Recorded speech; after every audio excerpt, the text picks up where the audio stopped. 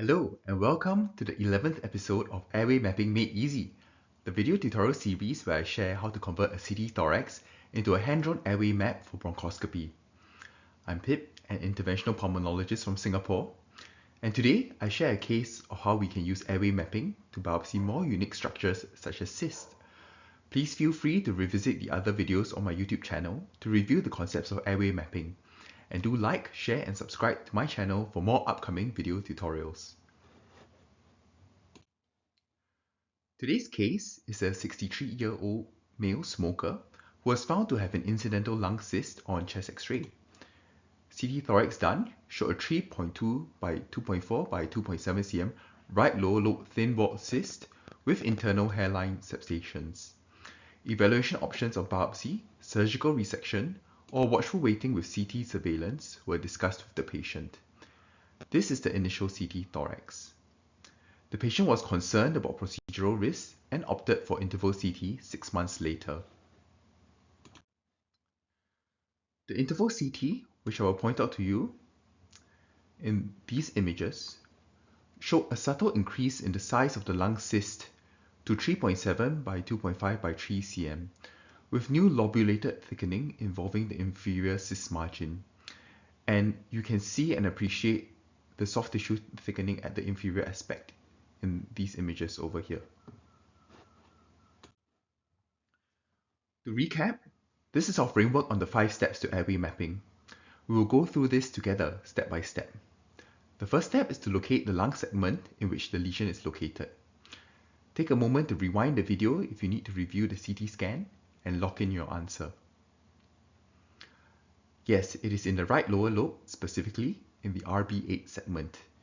We can then go on to the second step, which is to find the appropriate CT reconstruction. Recall from the first video in our series, the most important concept is that all airways travel in one of 3 general directions, either craniocaudal, anterior-posterior, or medial-lateral. During bronchoscopy, to enter the right lower lobe RB8 segment, we take a right turn at the carina and move in a cranial to caudal direction subsequently. But thereafter, in order to enter RB8, we will then again move in the medial to lateral directions. The teddy bear on the right mimics the position of the patient during bronchoscopy. Now, during bronchoscopy, our scope is moving towards the lower lobe in a cranial to caudal direction, which is the direction of our CT scrolling.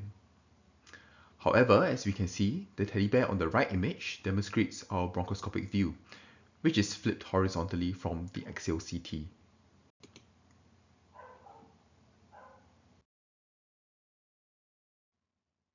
We thus have to flip our CT scan horizontally. However, remembering that we take a right turn at the carina means that our bronchoscopic view actually takes a 90 degrees turn to the left or counterclockwise. Going back to our CT orientation,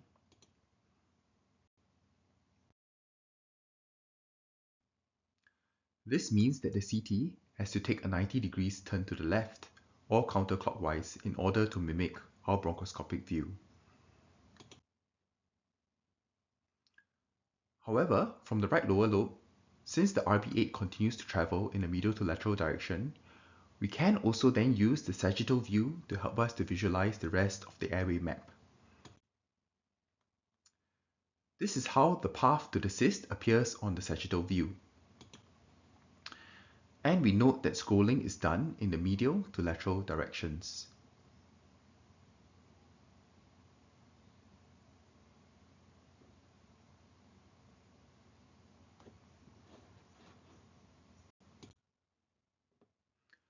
We can see in the sagittal view that the RB8, as indicated by the laser pointer, appears as a circle.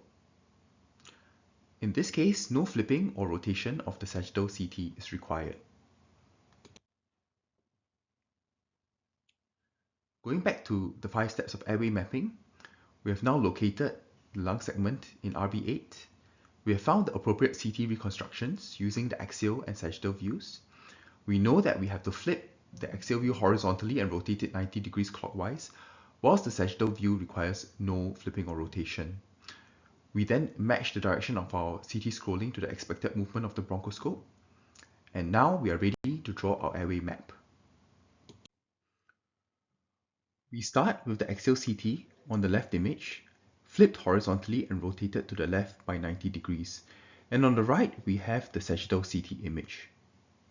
Starting with the axial CT, we scroll downwards towards the cyst to identify the airway leading into it. Once we have found the airway that is leading towards the cyst, we then scroll backwards from there, back towards the right lower lobe. From there, we can also move on to the sagittal CT, scroll down until we have identified the bronchus intermedius, and then start scrolling the CT towards the cyst to identify the airway leading into it as well. Here you can see that I will point out with the mouse where the RB8 on the axial and the sagittal appears.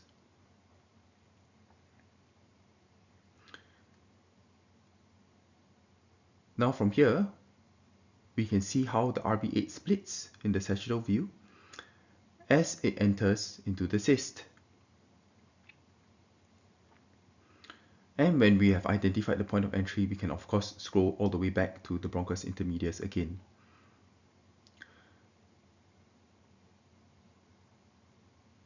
And ensuring that we have located where RB8 is. We can now go back to our axial view to begin drawing our airway map. We start by drawing the bronchus intermedius with the angles of the middle lobe, like this, and the B6 which comes off on the right side at this angle. And that of course means that the lower lobe occupies the center like this.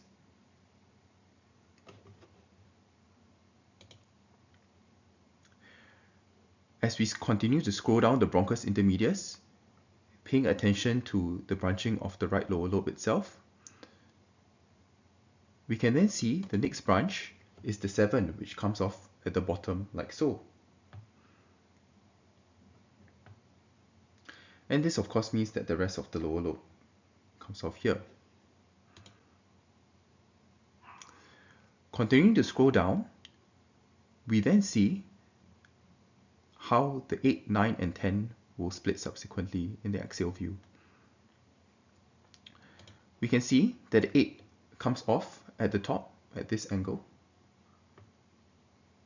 whereas the 9 and 10 are just below here. And of course, because we're interested in 8, we're going to follow the top hole here. Because the 8, as we can see, travels as a tube towards the cyst in the medial to lateral direction, from here it would be easier to move on to the sagittal view where we can see it as a circle.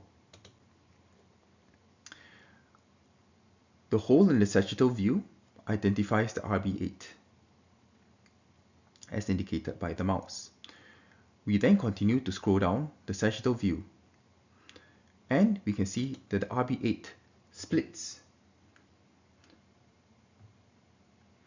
at this angle, and we draw it exactly as seen.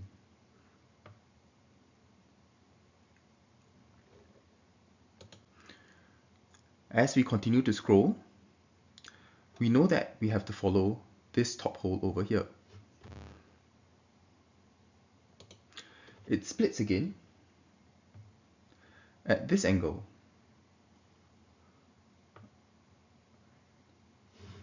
And we know in this case that we have to follow this down hole.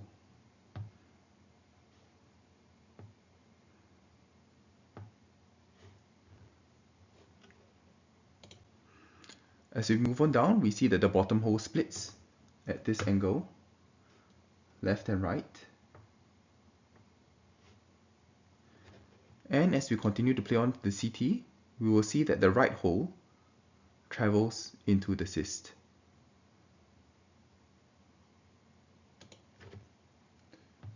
Which is this hole here.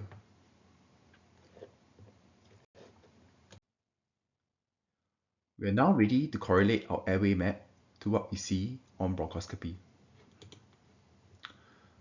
Starting off at the bronchus intermedius, we can see the middle lobe and the B6 and the lower lobe, which split exactly at the angles as what we have drawn. Following into the lower lobe, we see that it splits with the 7 at the bottom here, with 8 and 9 and 10 as shown. And of course, we know that we have to go into the RB8. Going to the RB8, we see that this is the RB8 and the RB9. And of course, we're going to travel directly into RB8 as shown here. And once we're in RB8, we can see it splits diagonally as we have drawn with the green lines.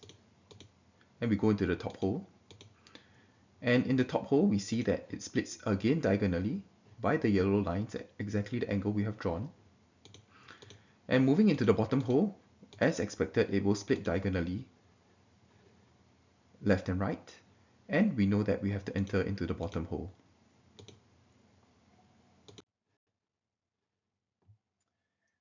In this case, using a P190 scope with a guide sheath, we were able to pass the radial probe into the cyst, right into the inferior aspect where we know the lobulated soft tissue thickening was present. And there we were able to find a nice concentric radial EBUS image. We then proceeded to introduce forceps to biopsy that inferior edge of the cyst. This was the touch imprint which was performed, which was already suggestive of malignancy. And subsequently, histology showed TTF1 positive non-small cell adenocarcinoma. Systematic mediastinal staging with EBUS showed no enlarged lymph nodes, and the patient has since undergone curative resection. Thank you very much for joining me on today's tutorial, and I hope it stimulates you to consider the different ways in which airway mapping can be used to biopsy structures such as cysts. Do stay tuned for the next exciting episode, as I'll be conducting a vodka-style interview with one of my inspirations and a modern master of bronchial branch tracing, Dr. Ko Zhixiang. You can find me on LinkedIn and Instagram. Do message me if you have any comments, queries, or suggestions for future videos. Please do like, share, and subscribe to my video tutorial series so that you won't miss out on another episode of Airway Mapping Made Easy. Thank you.